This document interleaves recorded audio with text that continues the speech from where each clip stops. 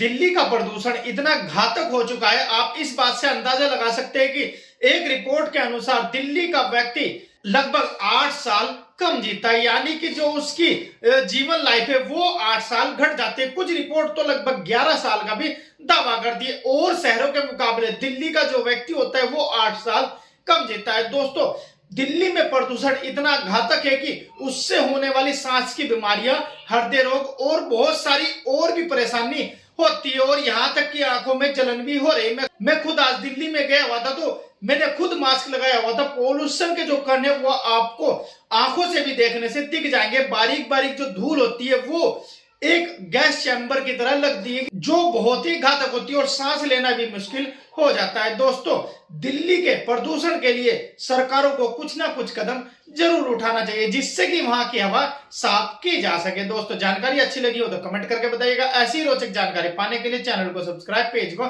Follow करिए।